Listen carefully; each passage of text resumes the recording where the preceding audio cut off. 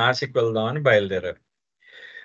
బయలుదేరిన తర్వాత ఇక్కడ ఒక శానిటోరియం, అంటే శానిటోరియం అనేది ఏంటంటే ఇంతకుముందు టీబీ వచ్చిన వాళ్ళకి అక్కడ దాంట్లో పెట్టేవారు అనమాట. అంటే దీన్ని ఆరోగ్య కేంద్రము అని అంటాం మనం. కరెక్ట్ గా చెప్పాలంటే ఆరోగ్య కేంద్రం. బాగా చెట్లు ఉంటాయి. అది దాన్ని క్షయ వ్యాధిని చికిత్స చేసేవారు. టీబీ అంటే క్షయ. ఆ క్షయ వ్యాధిని చికిత్స చేసేవారు. దాన్ని శానిటోరియం అనేవారు. ఈ శానిటోరియంలో ఉండేవారు అన్నమాట. దాన్ని తీసుకెళ్లి శానిటోరియంలో అక్కడ రుచి గారు వాళ్ళు అక్కడ ఉన్నారన్నమాట. అది అంటే దూరంగా ఉంటాయి. ఒక్కొక్క కాటేజ్ దూరంగా ఉంటుంది. చుట్టూ చెట్లు ఉంటాయి, పచ్చగా ఉంటుంది.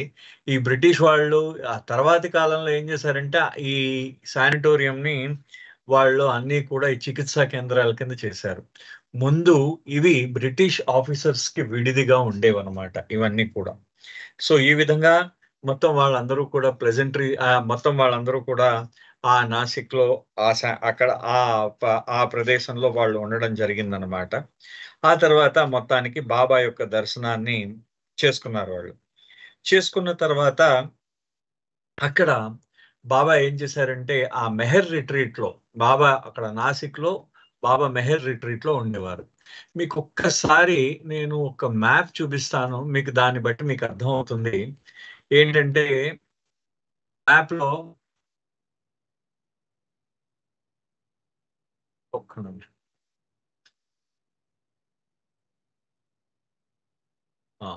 మీకు ఇప్పుడు మ్యాప్ కనిపిస్తున్న స్క్రీన్ మీద. సో కనిపిస్తున్నదండి? కనబడుతుందండి. జై బాబా కనబడుతుంది. రైట్ జై బాబా. రైట్, ఇప్పుడు మీరు క్లియర్ గా చూస్తే దీంట్లో ఈ స్క్రీన్ మీద చూస్తే ఇప్పుడు ఇక్కడ చూడండి, ఇక్కడ మెహరాబాద్ ఉంది. ఇది మెహరాబాద్. ఇక్కడి నుంచి దీన్ని ఉత్తరాన్ని ఇలా వెళ్తే ఇక్కడ ఉంది రాహురి. ఈ మెహరాబాద్ మధ్యలో రాహురి ఉందన్నమాట. సుమారుగా అక్కడి నుంచి అక్కడికి ఆ తర్వాత రాహురికి ఒక 160 కిలోమీటర్లు చూపిస్తున్నారు ఇది. కానీ ఇది కరెక్ట్ గా మనకి ఎంత వస్తున్నది అంటే 50 కిలోమీటర్లు వస్తుంది కరెక్ట్ గా. అది కరెక్ట్. అది ఆ తర్వాత అక్కడి నుంచి నాసిక్ అన్నమాట. ఇక్కడి నుంచి మీకు నాసిక్ మహారాష్ట్రకి అన్నమాట. ఇక్కడి నుంచి ఇది మీకు ఇలా కనిపిస్తుంది అనమాట నాసిక్. అంటే బాబా ఏం చేసేవారంటే ఈ రహూరిలో ఆశ్రమం ఉండేది. ఏం ఆశ్రమం? ఈ యొక్క పిచ్చివాళ్ళు, అంటే మతి స్థిమితం లేని వాళ్ళు, ఆ యొక్క మస్తులకు ఆశ్రమం ఉండేది ఆ రహూరిలో. బాబా ఈ ఆశ్రమంలో ఒక 2 రోజులు మెహరాబాద్ కిందకి దక్షిణం వైపు ప్రయాణించి మెహరాబాద్ లో ఉండేవారు. తర్వాత అక్కడ ఉత్తరం వైపు ప్రయాణించి నార్త్ వెస్ట్ వైపు ప్రయాణించి మళ్ళీ నాసిక్ వెళ్ళేవారు. అక్కడ ఒక రోజు ఉండేవారు అనమాట. సో ఇక్కడ ఈ నాసిక్ లో ఆ సమయంలో మీకు వీళ్ళు రావడం జరిగింది. ఎవరంటే మన ఫారినర్స్ రావడం జరిగింది ఆ సమయాల్లో. అది మనకి నాసిక్ ఆశ్రమంలో బాబా రావడం, నాసిక్ లో ఫారినర్స్ రావడం జరిగింది. ఆ ఫారినర్స్ కి బాబా అక్కడ మెహర్ రిట్రీట్ మనకి ఓపెన్ చేశారు బాబా అక్కడ నాసిక్ లో. నేను అది ఒక్కసారి మీకు నాసిక్ అది పెడతాను కూడా, మీకు వీలైతే ఆ వీడియోని పెడతాను. ఓకే రైట్, అది కూడా వీడియో వచ్చేసింది, దొరికిపోయింది. సో ఇగో ఇది నాసిక్ లో బాబా యొక్క వీడియో. దీంట్లో మనం చూసినట్టయితే ఇదంతా నాసిక్ లోకల్. అయితే ఇది రిట్రీట్ అన్నమాట. ఇది ఇక్కడి నుంచి ఇది ఇప్పుడు బాబా ఇదంతా ఆశ్రమం అండి. ఇక్కడ బాబా ఆ రోజు దర్శనం ఇచ్చారు 37 లో. దీనికోసం ఇది రిట్రీట్. దీనికి ఇది రహూరి. అసలు ఇది రహూరిలో లేదండి, ఇది నాసికే. ఇది కూడా ఇదే నాసిక్. నాసిక్ లో మెహర్ రిట్రీట్ ఈ విధంగా ఉండేది. ఇది కొత్త వాళ్ళ బిల్డింగ్ బాబా వాళ్ళకి కట్టించారు. ఎవరికి? ఫారినర్స్ వస్తున్నారని వాళ్ళ కోసం కట్టించారు ఇదంతా. ఒక్కొక్కరికి ఒక్కొక్క రూము, ఆ రోజుల్లో వెస్ట్రన్ టాయిలెట్, దోమతెర, మంచము అన్ని పెట్టారనమాట బాబా. ఎందుకంటే వాళ్ళకి సకల సౌకర్యాలు అరేంజ్ చేశారు. అంటే వాళ్ళ ఇంటి దగ్గర ఎలా ఉంటారో ఇక్కడ ఆ విధంగా ఉండడం కోసం అనమాట. ఏ విధంగా ఇది మీరు చూసేది ఇప్పుడు ఇదేమో అది రహూరిలో ఉంది. రహూరి ఆశ్రమం ఇది. ఈ రహూరిలో బాబా డిస్పెన్సరీ పెట్టారు. ఈ డిస్పెన్సరీని డాక్టర్ నీళ్లు నడిపించేవాడు అనమాట. ఈ డిస్పెన్సరీని డాక్టర్ నీళ్లు నడిపించేవాడు. ఈ డిస్పెన్సరీని ఇగో వాళ్ళిగో ఇలాగా ఇక్కడ ఇవన్నీ ఆ మస్తులు యొక్క టాయిలెట్స్. ఈ టాయిలెట్స్ ప్రతి ఒక్క మండలి సభ్యుడు టాయిలెట్స్ క్లీన్ చేసేవారు. ఇరుచిగో బాబా ఇగో మస్తులు వీళ్ళందరూ బాబా వాళ్ళకి తన చేత్తో తినిపిస్తున్నారు. ఆ మస్తులు చూడండి కనిపిస్తున్నారు, మీకు స్క్రీన్ మీద కనిపిస్తున్నారు. అదిగో ఆయన తన చేతితో మస్తులకి ఇగో మహమ్మద్ మస్తు మనకు కనిపిస్తూ ఉంటాడు. వీళ్ళు మస్తులు అక్కడ మతిస్థిమితం లేని వాళ్ళు, అంటే వాళ్ళు మామూలుగా ప్రాపంచిక భాషలో తీసుకుంటే పిచ్చివాళ్ళు అనమాట. వాళ్ళకి బాబా ఆయన స్వయంగా స్నానం చేయించారు. ప్రతి ఒక్కరికి పొద్దున్న పాపం ఆయన స్నానం చేయించడం ప్రారంభిస్తే మధ్యాహ్నం అయ్యేది పాపం ఆయనకి. ఆ విధంగా ఉండేది. ఇది మనకి మెహరాబాద్ లోవర్ మెహరాబాద్ లో అప్పుడు ఖాళీగా ఉంది. ఇది మనకి పాత మండలి హాల్. ఆ మండలి హాల్ అక్కడ ఇది మెహరాబాద్ ఈ విధంగా ఉండేది.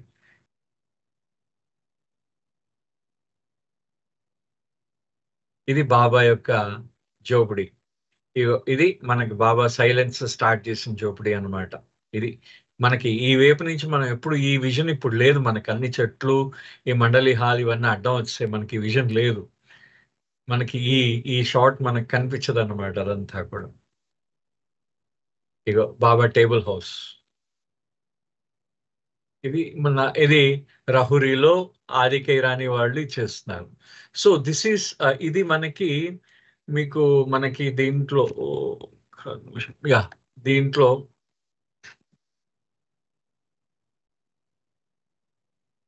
దీంట్లో ఇగో ఇది వీళ్ళు బాబా వాళ్ళు ట్రావెల్ చేశారనమాట. ఇది ఇలాగా. సో ఇక్కడి నుంచి బాబా ట్రావెల్ చేసేవారు. అంటే రహూరీ నుంచి ఒక రోజు నాసిక్, ఓ రోజు మహారాష్ట్ర. ఇక్కడ 2 రోజులు ఉండేవారు రహురీలో. ఇక్కడ మెహరాబాద్ లో ఓ 2 రోజులు, ఆ నాసిక్ లో ఒక 2 రోజులు, ఒక రోజు 2 రోజులు. సో బాబా ఈ విధంగా తన ఆ ఏడాది కాలం పాటు, సుమారుగా ఏడాది కాలం పాటు బాబా ఈ విధంగా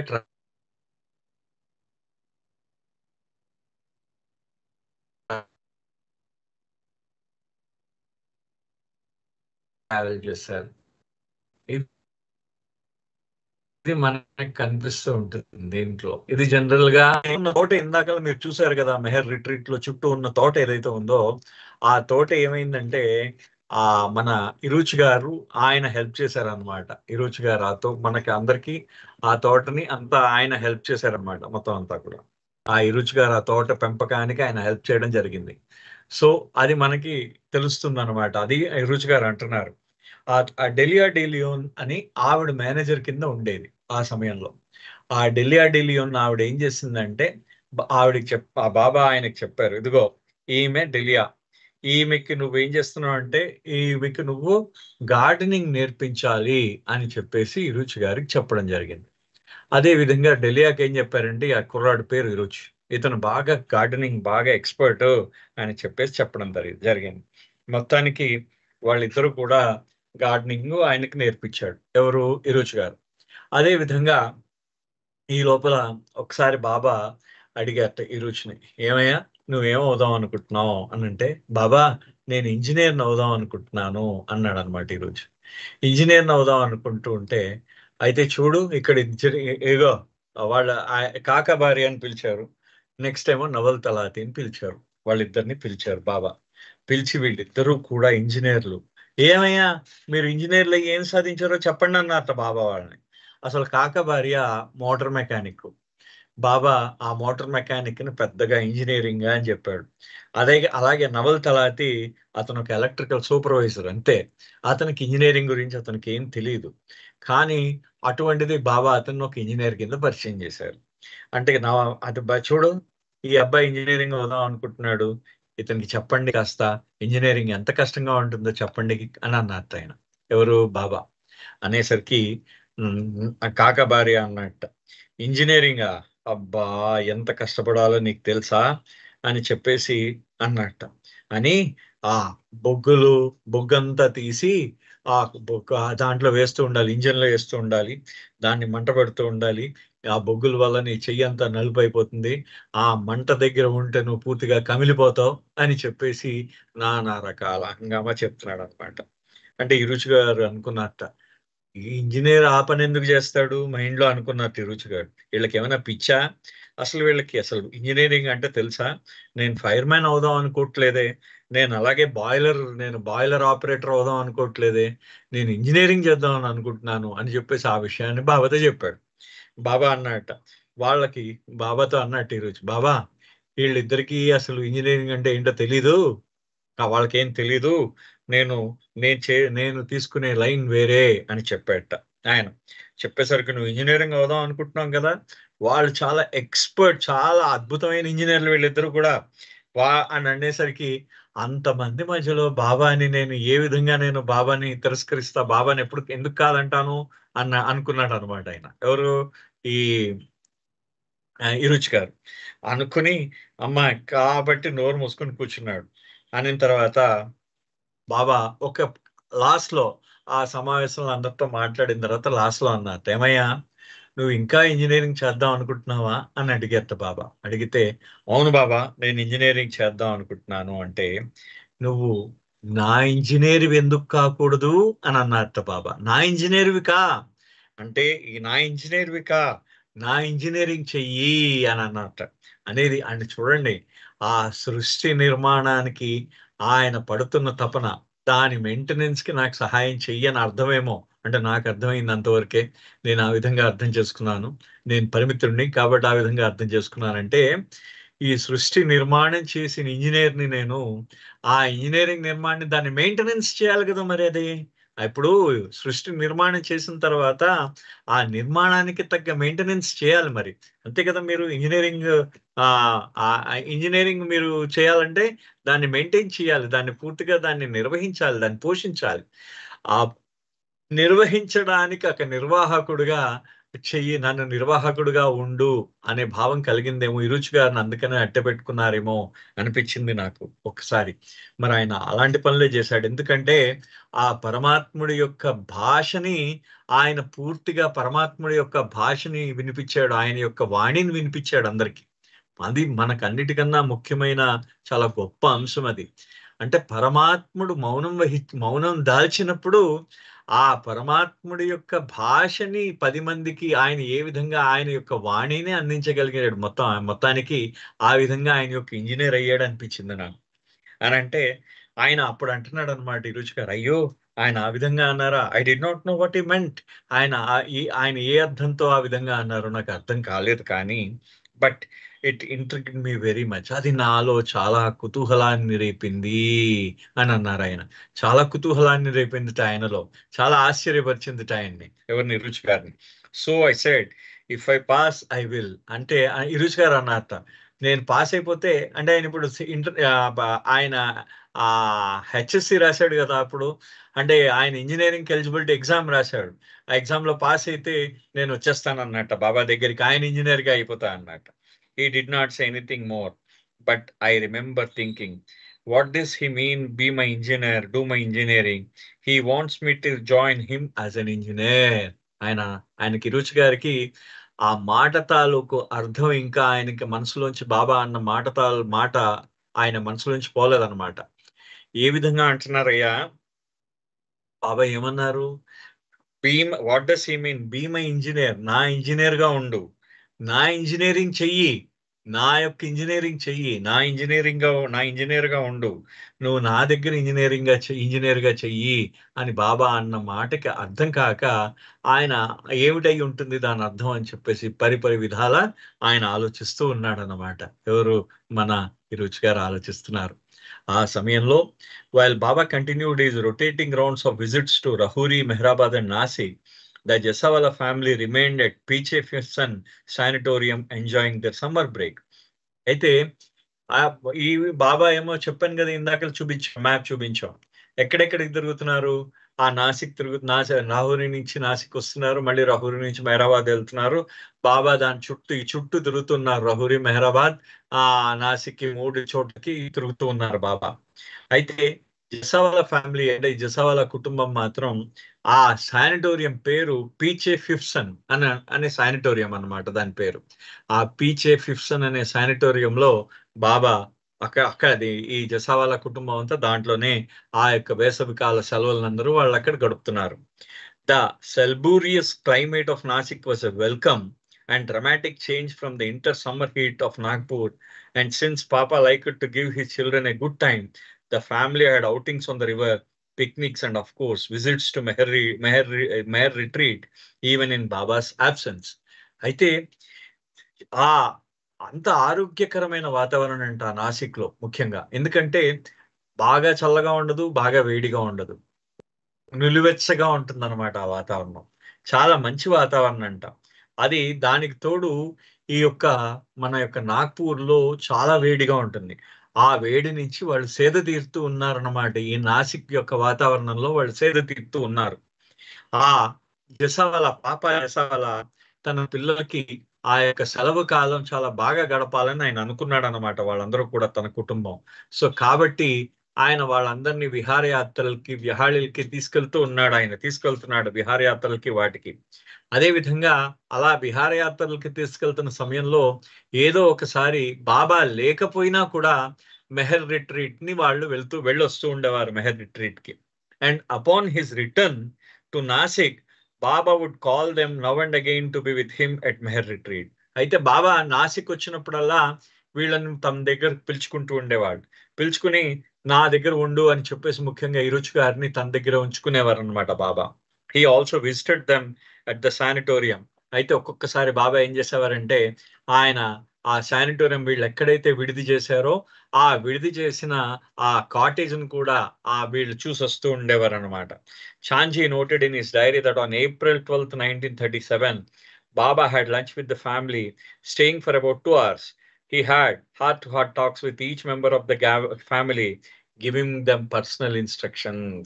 అయితే చాంజీ తన డైరీలో రాసుకున్నట్ట 1937 ఏప్రిల్ 12వ తారీఖు నాడు బాబా వాళ్ళతో వాళ్ళతో ఒక రోజు మధ్యాహ్నం ఒక 2 గంటల పాటు గడిపారన్నమాట.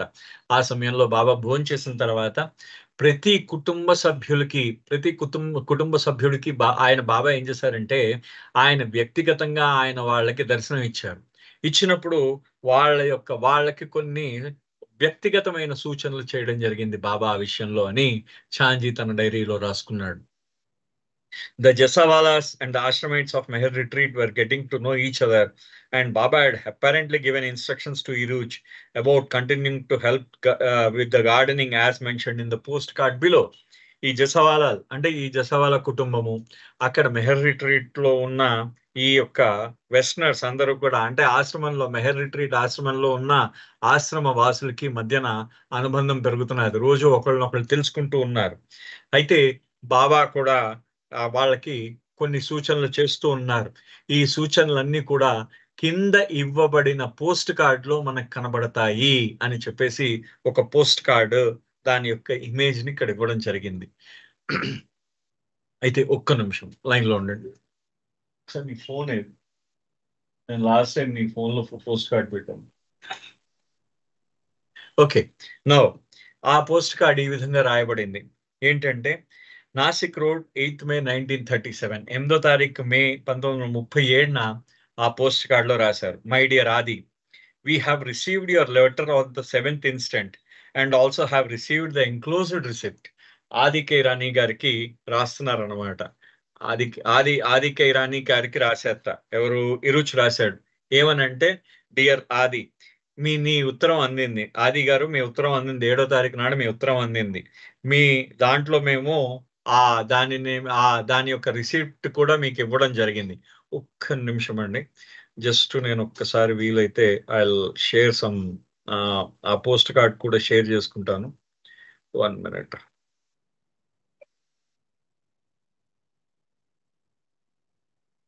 ఓకే, ఒక్కసారి చూస్తావా దీంట్లో?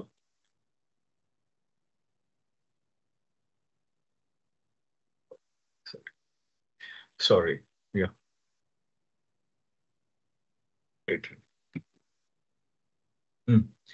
సరే. We are really glad to hear from you that our Sri Baba is coming to Nasik on the 10th. Give our undivided love to him. అంటే బాబా 10వ తారీఖు నాసిక్ వస్తున్నారు అని చెప్పేసి మీరు రాశారు. అంటే అప్పుడు బాబా ఎక్కడున్నారు? అక్కడ రహురీలో. కానీ అక్కడ ఈయన రహురీకి రాశారా? ఇది రహూరీలు కాదు. బాబా రాసింది ఏంటంటే ఇది మెహరాబాద్ లో కానీ రహూరీలో కానీ ఉండడం జరిగింది బాబా. ఆ సమయంలో ఆదికైరా అని అహ్మద్ నగర్ లో ఉండేవారు. అహ్మద్ నగర్ నుంచి ఒకవేళ మెహరాబాద్ లో ఉంటే మెహరాబాద్ తీసుకెళ్లి ఇచ్చేవారు. ఒకవేళ రహూరీలో ఉంటే రహూరీ తీసుకెళ్లి ఇచ్చేవారు బాబాకి. ఆయన తాలూకు మెయిల్ ఈ విధంగా ఇవ్వడం జరిగింది అనమాట ప్రతిరోజు కూడా. అయితే ఒక్కసారి ఈ ఫైల్ చూడు ఒకసారి దీంట్లో.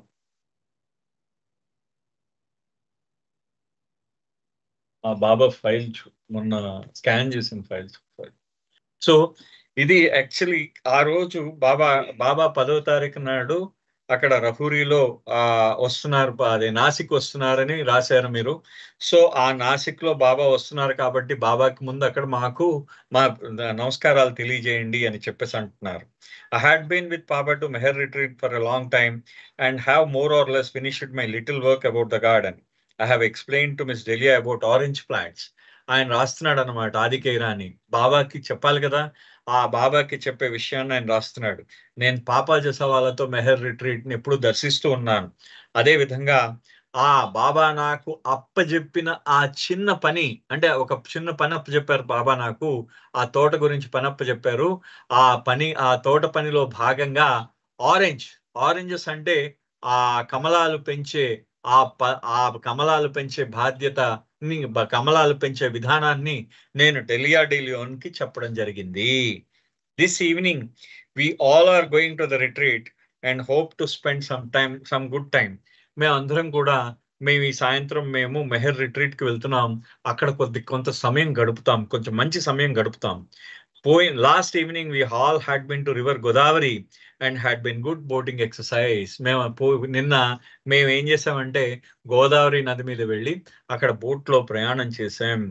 Do give my love to Rao Sahib, Jal Bhai and accept it to yourself. అంటే రావ్ సాహెబ్ అఫ్సరీ ఉన్నారు కదా, ఆయనకి ఆయనకి జాల్ భాయ్ అంటే బాబా వాళ్ళ తమ్ముడికి, వీళ్ళిద్దరికీ కూడా నా ప్రేమను తెలియచేయండి. అదే విధంగా నా ప్రేమను మీరు కూడా స్వీకరించండి అని రాశాడు. చూడండి ఎంత అందంగా రాశాడో. నా ప్రేమను వాళ్ళిద్దరికీ తెలియజేస్తూ మీరు కూడా నా ప్రేమను స్వీకరించండి అని రాశాడు. With my most humble namaskaras to Shri Baba. నా వినయపూర్వకమైన నమస్కారములతో, బాబాకి నమస్కారములతో ఐ రిమైన్ నేను నేను నేను ముగిస్తున్నాను.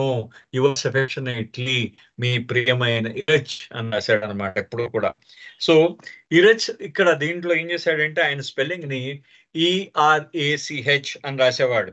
అంటే ఏ అనేది ఏ విధంగా వస్తుందంటే హూ అని వస్తుంది అనమాట కొన్నిట్లో సౌండ్. సో ఆ విధంగా ఇరచ్ అని రాయడం జరిగింది. ఆ తర్వాతి కాలంలో ఇరుచ్, ఇక ఆ యు కింద వాళ్ళు మామూలుగా మన వాళ్ళు మార్చేశారు చాలా మంది. కానీ ఇరుచ్ ఎప్పుడు కూడా ఆయన లెటర్స్ లో ERACH అని రాసేవాడు ఆయన అప్పుడు ఆ కాలంలో.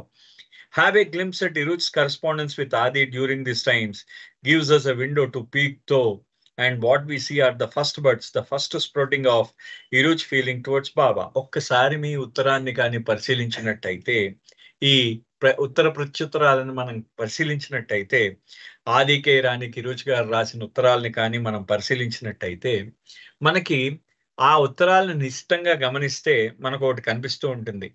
ఫస్ట్ బడ్స్ అంటే మొట్టమొదటి మొగ్గలుట, స్ప్రౌటింగ్ అంటే అప్పుడే విప్పారుతున్న మొగ్గలు అన్నమాట. అంటే ఇరుచ్ గారి యొక్క భావనలన్నీ కూడా బాబా యందున్న భావనలు, ఆయన యొక్క బాబా యందున్న ఆయన యొక్క అనుభూతులన్నీ కూడా అప్పుడే మొగ్గ రూపము నుండి మెల్లిగా మొగ్గ రూపం చెందుతున్నాయి అనమాట. అంటే మెల్లిగా మొగ్గ రూపంగా చెందుతున్నాయి.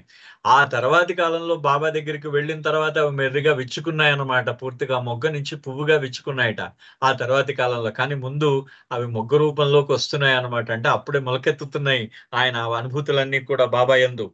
Perhaps the letters were written at his papa's or mama's request, that we will never know.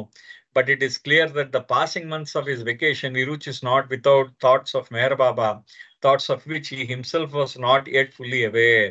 అయితే వాళ్ళ అమ్మగారి ప్రోద్బలంతోనో వాళ్ళ నాన్నగారి ప్రోద్బలంతోనో ఇరుచ్ గారి ఉత్తరాన్ని రాసి ఉండొచ్చు కాక, కానీ ఆయన తన సెలవు రోజుల్లో ఇరుచు మెహర్ బాబా యొక్క ఆలోచనలతోనే గడిపారు, ఆలోచనలు లేకుండానే గడపలేదు. సో ఆయనకే తెలియదు, ఆయనకి తెలియకుండానే మెహర్ బాబా యొక్క ఆలోచనలతో గడపడం జరిగింది ఇరుచ్ గారు. It seems that on the very same day he wrote the above postcard, Iruj is writing again to Adi, this time referring to a request for books about Baba and a special photo of him. ఆ రోజే ఆయన ఏం చేశారంటే ఒక post card రాసేట ఇరుచ్ గారు మళ్ళీ రాసేట ఒక post card రాసిన తర్వాత మళ్ళీ ఆదికి ఇంకో ఉత్తరం రాశారు ఆయన. ఈసారి బాబా యొక్క పుస్తకాల కోసం ఒక ఫోటో కోసం ఆయన ఉత్తరం రాశాడు. ఆ పుస్తకాల కోసం ఆ ఫోటో కోసం ఆయన రాసిన ఉత్తరం ఏ విధంగా ఉందయ్యా అంటే ఈ విధంగా ఉంది. మై డియర్ ఆది, we read your unexpected letter of yesterday and have read the contents. మా అది మేము అనుకోలేదు, మీరు అనుకోకుండా రాసిన ఉత్తరం మాకు నిన్న అందింది. అయితే అందిన తర్వాత మేము దానిలో ఉన్న వివరాలు మేము చదివాము. We are all disappointed to read that Sri has postponed the idea of coming to Nasik. మేము అందరం కూడా చాలా నిరాశ చెందాం. కారణం ఎందుకు ఏంటంటే మెహర్ బాబా నాసిక్ రావడాన్ని ఆయన మళ్ళీ తిరిగి పొడిగించుకున్నారనమాట. తర్వాత దాన్ని పోస్ట్ పోన్ చేశారు, పొడిగించారనమాట. ఇప్పుడు కాదు, తర్వాత మళ్ళీ వేరే సమయంలో వస్తానని బాబా చెప్పడం జరిగింది. ఎనీవే ఆది, when you go to Mehrabad, kindly get the tricolored photo of Sri Baba which you have promised. అది మీరు మెహరాబాద్ వెళ్ళినప్పుడు మీరు ఇంతకు ముందు బాబాది మూడు రంగులలో బాబా యొక్క ఫోటో ఉండేది ఒకటి. ఆ ఫోటో మా కోసం తీసుకురావాల్సింది, మాకు పంపించవలసిందిగా మీరు ఇంతకు ముందు మాకు వాగ్దానం చేశారు, ఆ ఫోటోని పంపిస్తానని. మాకు ఆ ఫోటో పంపించవలసిందిగా మా వినతి. And kindly get the books also is teaching and philosophy. ఆయన రాసిన పుస్తకం అప్పుడు రంజోబ్దుల్లా రాశారు, మెహర్ బాబా కేజే దస్తూర్ పుస్తకాలు రాశారు. ఆ పుస్తకాలు ఏంటంటే ఆయన టీచింగ్స్, ఆయన యొక్క బోధనలు, ఆయన యొక్క తత్వం అని K J Dastur Meher Baba teachings and philosophy అనే పుస్తకం రాశారు. రావ్ సాహెబ్ ఎఫ్సిరి గుజరాతీలో రాశాడు ఆయన. ఆ తర్వాత ఈ పుస్తకాలన్నీ కూడా మాకు పంపించవలసిందిగా నేను కోరుతూ ఉన్నాను. పాపా has asked me to write to you that when you come back and if Baba permits, bring anyone from Ahmednagar. బాబా మా తండ్రి గారు చెప్తూ ఉన్నారు, మీకు రాయమని చెప్పారు ఏంటంటే మీరు తిరిగి వచ్చేటప్పుడు మీరు అహ్మద్నగర్ నుంచి ఇక్కడికి వచ్చేటప్పుడు ఎవరినైనా తీసుకుని రండి. అంటే మీరు ఎవరినైనా తీసుకుని రావచ్చు మీరు కావాలంటే. Give my best compliments to all at Meherabad and tell my namaskaras to Shri Baba. నా యొక్క మొత్తం అందరికీ మా యొక్క నమస్కారాలు తెలియజేయండి, బాబాకి నా నమస్కారాలు తెలియజేయండి, మిగిలిన వాళ్ళందరికీ మా అభినందనలు తెలియజేయండి అని చెప్పేసి ఇరుచ్ గారు రాశాడు అనమాట. ఆయన మళ్ళీ ఇంకో ఉత్తరం రాశారు. ఇరుచ్ అంటే చూడండి, ఆయన ఉత్తరం ఏ విధంగా బాబా గురించే అక్కడ ఉన్నాయి. అంటే ఇది బహుశా అంటే ఇది ఆవిడ చెప్పదలుచుకున్నది ఏంటంటే ఆయన ఆ 20 ఏళ్ల వయసులో ఆయన పరిపక్వత గురించి మనకి చెప్తూ ఉన్నారు. ఇక్కడ మనకి ముఖ్యమైన అంశం అది. అంటే ఇరుచ్ గారి యొక్క ఒక 20 ఏళ్ల వయసులో ఉన్న కుర్రవాడు ఏ విధంగా ఉంటాడు, మనం ఒక్కసారి మనం ఆలోచించుకున్నట్టయితే ఒక 20 ఏళ్ల కుర్రవాడు ఏ విధంగా ఉంటాడో ఒక్కసారి చూసుకోండి. అంటే ఏ విధంగా ఉంటాడు, బాగా యవ్వనంలో ఉంటాడు కాబట్టి, అంత యవ్వనస్తుడుగా ఉంటాడు కాబట్టి అతనంతా వేరే రకంగా ఉంటుందన్న అతని ఆలోచన. కానీ ఇరుచ్ గారి ఆలోచన అంతా తాత్వికముగా ఉన్నది. అది ఆవిడ చెప్పదలుచుకున్న ముఖ్యమైన అంశం అన్నమాట. సో ఆ తాత్వికత గురించి మనకు చెప్తున్నారు అనమాట. Eruch sister Manu remembered another occasion when the family was called to see Baba at the Meher retreat. ఆ ఇరుచ్ గారి యొక్క చెల్లెలైన ఆ మను ఒక సందర్భాన్ని ఆవిడ గుర్తు చేసుకుంటున్నది. ఆ మెహర్ రిట్రీట్ బాబాని చూడడానికి వీళ్ళు ఆ ఆశ్రమానికి మెహర్ రిట్రీట్ కి వెళ్ళారు. అప్పుడు ఒక సందర్భాన్ని ఆవిడ గుర్తు చేసుకుంటూ ఉన్నది. I did not want to go because I was in my menses. It was not considered appropriate by the elders for women to go anywhere, and particularly it was against tradition to see a master. So I stayed back at the sanatorium while the rest of the family went to see Baba. But everyone greeted him. He immediately noticed my absence and why has not money come? Baba ఏం చేశారంటే నేను ఒకసారి బాబా నాసిక్ వస్తున్నారు. నాసిక్ వచ్చారు. నేను మా ఇంట్లో ఆ సమయంలో ఋతుకాలంలో ఉన్నాను, అంటే బహిష్ట అయ్యాను అనమాట. ఆవిడ చెప్తున్నాను, నేను బహిష్ట అయ్యాను ఆ రోజు. అయితే బహిష్ట సమయంలో ఆ రోజుల్లో పెద్దవాళ్ళని ఎవరిని కూడా ఎక్కడికి వెళ్ళకూడదు అంటారు. బహిష్ట సమయంలో ఎవరు కూడా బయటికి వెళ్ళకూడదని చెప్తారు. అది చాలా ముఖ్యంగా ఏంటంటే గురువు గారి దగ్గరికి వెళ్ళకూడదు అని చెప్పేసి చెప్తూ ఉంటారు. సో నేనేం చేశానంటే అందువల్ల నేను ఆ శానిటోరియం ఎక్కడైతే మాకు విడిది ఉందో ఆ విడిదిలోనే నేను ఉండిపోవడం జరిగింది. మిగతా కుటుంబ సభ్యులందరూ కూడా బాబా దగ్గరికి వెళ్ళడం జరిగింది. కానీ బాబా అందరిని పలకరించారు. పలకరించిన తర్వాత నా గైరుహాజరీ చూసి నేను రాలేకపోవడం చూసి బాబా ఏమన్నారంటే, "ఎందుకు మణి రాలేదు?" అని చెప్పేసి బాబా అడిగారు. My mummy and my dad told Baba that I was in my period. నా తల్లిదండ్రులు చెప్పారు నేను బహిష్టు కాలంలో, ఋతుకాలంలో ఉన్నాను అని చెప్పేసి వాళ్ళ తల్లిదండ్రులు చెప్పారట. చెప్పేసరికి బట్ బాబా టోల్డ్ నిరూచ్ అండ్ ఆది to go at once in the car and bring me. I was so frightened when they came that I started to cry. I was crying all the way to Meher retreat, but the moment I saw Baba, I forgot all about it. Baba called me over. I came to him. He said, "You know, I am the ocean. Everything is the same for me. You can put in coconuts, fruits, flowers, garbage, and dirt, and it is all the same. So forget all this now." Then he turned to my dad and said to him, "Forget all these traditions. Never make your daughter sit separately again." ఇది మెహర్ బాబా యొక్క అత్యద్భుతమైన ఒక పని కార్యక్రమం. ఇది నేను ఆ కార్యక్రమాన్ని పలు సందర్భాల్లో చెప్పడం జరిగింది. అందుకనే ఇరుచ్ గారితో అంటున్నప్పుడు ఈ ముఖ్యమైన ఎంత గొప్ప స్టేట్మెంట్ బాబా ఇచ్చిన స్టేట్మెంట్ చూడండి. అంటే తల్లిదండ్రులు చెప్పారు ఆ అమ్మాయి బహిష్టులో ఉందని. బాబా ఏం చేశారంటే బహిష్టు ఏమిటి అన్నారు అని ఇరుచ్ గారి కారు ఉంది కదా ఆ కారులో వెళ్ళి ఆదిని కూడా వెళ్ళమని చెప్పేసి మణిని తీసుకురా అని చెప్పారు. మొత్తానికి వీళ్ళిద్దరిని ఆది ఇరుచు ఆ శానిటోరియం దగ్గరికి వెళ్ళేసరికి ఆవిడ భయపడిపోయింది. ఆ అమ్మాయి భయపడిపోయింది. ఆ అమ్మాయి బహిష్టులో ఉంది. ఆ అమ్మాయికి ఆ ఋతుస్రావం అవుతూ ఉంది. అయ్యేసరికి ఆ అమ్మాయికి కొంచెం భయంగా ఉంటుంది జనరల్ గా. ఆ రోజు మరి అంత భయపెట్టేశారు కదా ముందు. వీళ్ళిద్దరిని చూసి దారి పొడుగునా వాళ్ళిద్దరు మెల్లిగా ఇరుచు గారు ఆ అమ్మాయిని సంజాయించి మెల్లిగా తీసుకొస్తున్నప్పుడు దారి పొడుగునా ఆ అమ్మాయి ఏడుస్తూనే ఉంది. ఒక్కసారి బాబాని చూసింది. బాబాని చూసిన వెంటనే బాబా ఏం చేశారంటే బాబాని చూసిన వెంటనే అంతా మర్చిపోయిందిట. మొత్తం అంతా అప్పటిదాకా ఆవిడ భయము, భీతి, బాధ, ఆవిడ యొక్క దాన్ని ఏమంటారు వెళ్ళనా మాననా అనే సందిగ్ధత అంతా కూడా మొత్తం మటుమాయం అయిపోయింది. చూడండి, మటుమాయం అయిపోయిన తర్వాత బాబా ఏం చేశారో చూడండి. ఆయన ఏమన్నారట, రామ్మయ్యలాగా అని అన్నారట. "నువ్వు తెలుసా, ఐఎమ్ ద ఓషన్. నేను మహాసాగరాన్ని. Everything is the same to me. నాకు అన్ని కూడా ఒకటే. నాలో నువ్వు ఈ మహాసాగరంలో you can put coconuts, fruits, flowers." అంటే ఈ మహాసాగరంలో నువ్వు కొబ్బరికాయలు కొట్టొచ్చు, పళ్ళు ఇవ్వచ్చు, నువ్వు పుష్పాలు సమర్పించవచ్చు మహాసాగరానికి. అదే విధంగా అదే మహాసాగరంలో గార్బేజ్ అండ్ డర్ట్ అంటే మురికి, ఆ తర్వాత చెత్త, దాన్ని కూడా నువ్వు ఆ మహాసాగరంలో కలిపేయవచ్చు. దాంట్లో అన్ని కూడా నాకు సమానమే. అంటే నన్ను పూజించినా నన్ను ద్వేషించినా అంతా సమానమే.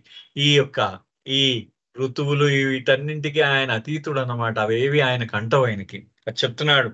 అందుకని so forget all this now. So ఇవన్నీ కూడా మర్చిపోమ్మా అని చెప్పారు ఆవిడికి. దెన్ ఆయన మళ్ళీ ఆ రోజు ఆయన ఏం చేశారంటే పాపా జసావాల వైపు తిరిగారు బాబా. తిరిగి పాపా జసావాలకు చెప్పడం జరిగింది, ఏమయ్యా బాబు, నువ్వేం చేస్తావంటే ఇంకెప్పుడు కూడా నీ పిల్లల్ని నీ ఆడపిల్లల్ని, ముఖ్యంగా నీ ఆడపిల్లల్ని వేరుగా కూర్చోపెట్టకు అని చెప్పేసి ఖచ్చితమైన ఇన్స్ట్రక్షన్ బాబా ఆయనకి ఇచ్చారు. చూడండి, చాలా ఖచ్చితంగా అన్నమాట ఆయన బాబా దాంట్లో ఇచ్చారనమాట. వాళ్ళకి ఆడపిల్లల్ని ఇంకెప్పుడు కూడా వేరుగా కూర్చోబెట్టవద్దు అని చెప్పేసి బాబా వాళ్ళకి చెప్పడం జరిగింది. ఇది యాక్చువల్లీ నేను ఒక్క నిమిషం అండి. దెర్ ఈస్ ఉపాస్ని మహారాజ్ స్టేట్మెంట్ ఇంతకు ముందు నేను ఒకసారి చదివాను. దాంట్లో చదివినప్పుడు బాబా ఉమెన్ గురించి చెప్తారు. ఉపాస్ని మహారాజ్ ఆధ్యాత్మిక మార్గము మరియు స్త్రీ అనే దాని మీద ఉపాస్ని మహారాజ్ దగ్గర గైమయ్య గారికి ఒక స్టేట్మెంట్ ఉంది. ఆ స్టేట్మెంట్ ఏం చేశారంటే అది మన ఆదికే ఇరానీ గారు మెహర్ బాబాకి వినిపించారు. వినిపించిన తర్వాత బాబా ఏమన్నారంటే, ఎస్, అది నిజమే, ఆయన చెప్పింది 100% నిజం అని చెప్పేసి బాబా చెప్పడం జరిగింది. దాని గురించి చెప్పడం జరిగింది. సో ఏంటి ఆ స్టేట్మెంట్ ఒక్కసారి చదువుతాను వినండి. మళ్ళీ ఇంకొక్కసారి. అది ఎంత అద్భుతమైన స్టేట్మెంట్ అంటే, a woman's mind is easier to divert to this line than a man. అంటే ఈ స్త్రీ యొక్క మనసుని ఈ ఆధ్యాత్మిక మార్గం వైపు మళ్లించడం చాలా సులువుట. If one joins this path, there is every possibility for others related to them to join it. ఈ స్త్రీ కానీ ఒక ఆధ్యాత్మిక మార్గంలో ప్రవేశించినట్టయితే ఆ స్త్రీ వెనకాతల అనేక మంది ఈ ఆధ్యాత్మిక మార్గంలో ప్రవేశిస్తారు. If a girl joins this path 42 generations are redeemed. ఇది ఉపాసిని మహారాజ్ చెప్పారు. ఆయన ఈ యొక్క స్త్రీ ఈ ఆధ్యాత్మిక మార్గంలో ఆవిడ కానీ దీంట్లో చేరితే ఈ ఆధ్యాత్మిక మార్గంలో ఆ స్త్రీ కానీ ఆధ్యాత్మిక మార్గం వైపు తిరిగినప్పుడు వాళ్ళ యొక్క 42 తరాలు ఆ పునరుద్ధరింపబడతాయట. అవన్నీ ఉద్ధరింపబడతాయట. అవన్నీ కూడా 42 తరాలు అంటే ముందు ఒక ముందు 21 వెనకాతల 21 తరాలు అవి ఏమవుతాయంటే విమోచనించబడతాయి. అంటే విమోచన లభిస్తుంది అన్ని తరాలకి అని అంటూ, అయితే ఈ మొట్టమొదటిగా ఆధ్యాత్మిక మార్గంలో ఒక కుటుంబం నుంచి ప్రవేశించిన స్త్రీకి మాత్రము అనేక కష్ట నష్టాలకు ఓర్వాల్సి ఉంటుంది. అది ఏ విధంగా అంటే అదంటే ఒక సూదిలోకి మీరు దారం ఎక్కిస్తూ ఉంటారు. ఆ దారాన్ని అనేక సందర్భాల్లో ఒక సూదిలో అంటే మీరు ఆ సూదిలోకి దారం ఎక్కిస్తున్నప్పుడల్లా దాన్ని మడుస్తూ ఉంటారన్నమాట. దాన్ని ఇలా మడత పెట్టి దాన్ని కుమ్ము పెట్టి దాన్ని మడత పెట్టి దాన్ని సూదిగా తయారు చేయడానికి అనేక సార్లు నలుపుతూ ఉంటారు ఆ దారాన్ని. అదే విధంగా ఒక సూదిలో దారం ఎక్కించడానికి సూదిలో ఎక్కించడానికి దారం ఎన్నిసార్లు నలపబడుతుందో, అంటే ఒక హారంలోకి అంటే ఒక పూసల్లోకి దారం ఎక్కించడానికి ఆ దారం ఎన్నిసార్లు నలపబడుతుందో అదే విధంగా ఒక కుటుంబం నుండి మొట్టమొదటిసారి ఆధ్యాత్మిక మార్గంలో ప్రవేశించే స్త్రీ అంత కష్టాలని అనుభవించవలసి వస్తుంది అని చెప్పి స్పష్టంగా చెప్పారు. గుల్మయ్య గారితో ఉపాసిని మహారాజ్ చెప్పడం జరిగింది. చెప్పిన తర్వాత వన్ మస్ట్ లివ్ అంటే బాబా అప్పుడు అన్నారు ఉపాసిని మహారాజ్ ఏమన్నారంటే, అంటే మన జీవితం ఏ విధంగా ఉండాలట, నూనె నీరు ఏ విధంగా ఉంటాయో రెండు ఏ విధంగా కలిసి ఉంటాయో ఆ విధంగా ఉండాలట. అంటే నూనె నీరు ఈ ప్రపంచంలో రెండో గ్లాసులో నూనె నీరు వేస్తే దేనికి అవే సపరేట్ గా ఉంటాయి. గ్లాసులోనే ఉంటాయి కానీ రెండు వేరుగా ఉంటాయి. అలాగే ఈ ప్రపంచంలో జీవిస్తూనే ఈ ప్రపంచానికి అంటకుండా నూనె నీరు ఏ విధంగా ఉంటాయో ఆ విధంగా ఉండాలి అని చెప్పేసి ఉపాసిని మహారాజ్ గైమయ్య గారితో చెప్పారు. చెప్పేసరికి అప్పుడు దానికోసం బాబాని అడగడం జరిగిందన్నమాట. ఏమని అడిగిందంటే, ఎవరు మన ఆదికేరా అని చెప్పారు. ఆది వెళ్ళి బాబాకి చెప్పారనమాట. బాబా ఇది నిజమేనా అని చెప్పేసి బాబాకి ఆదికేరా అని అడిగారనమాట. అడిగితే బాబా 100% నిజం అని అన్నారు. అది కరెక్ట్ అన్నారు బాబా. అంటే బాబా అప్పుడు ఉపాసిని మహారాజ్ గారి గురించి చెప్తారు. ఆయన చాలా అంత గొప్ప మాస్టరు. అయితే ఆయన ముఖ్యంగా ఉపాసిని మహారాజ్ గారు పనిచేసింది ఏంటంటే ఈ స్త్రీ ఉద్ధరణ అనే దాని మీద ఆయన పనిచేశారు అని ఉపాసిని మహారాజ్ గారు యొక్క గొప్పదనాన్ని, ఆయన యొక్క విశ్వాత్మకమైన కార్యక్రమాన్ని ఉపాసిని మహారాజ్ గారి గురించి బాబా ఆదికేరాని గారికి చెప్పడం జరిగింది. ఆ రోజు చెప్పిన తర్వాత ఈ యొక్క ఆ ఉమెన్ సెయింట్స్ అంటే ఎవరైతే ఆ స్త్రీ ఆధ్యాత్మికంగా పురోగమించిన స్త్రీలు ఉన్నారో వాళ్ళందరికీ సాకోరి ఆశ్రమం ఏదైతే ఉందో అదొక శిక్షణ సంస్థగా మారిపోయింది అని చెప్పేసి బాబా చెప్పడం జరిగింది. అంటే ఆ స్త్రీ యొక్క ఆంతరంగికమైన మేల్కొల్పుకి ఉపాసిని మహారాజు గారు శంకుస్థాపన చేశారు అనే విషయాన్ని బాబా అంటూ బాబా ఇంకో విషయాన్ని అన్నారు.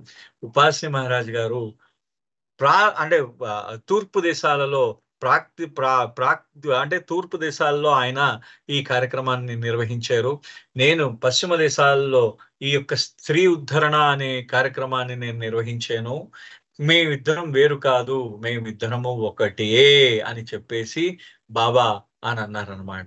సో ఇది ఎన్ని బ్యారియర్స్ ని బదలు కొట్టిందో ఒకసారి చూడండి. అంటే ఆధ్యాత్మికంగా స్త్రీ ఉద్ధరణ అనే మాటే కాకుండా, అదొకటే కాకుండా బాబా ఏం చేశారంటే, ఈ స్త్రీల యొక్క బాధ్యత మొత్తం వాళ్ళ అవతారుడితో వాళ్ళ యొక్క సంపర్కము, ముఖ్యంగా మెహ్రా విషయం మనం తీసుకుంటే, మెహ్రాని ఏమన్నారు బాబా?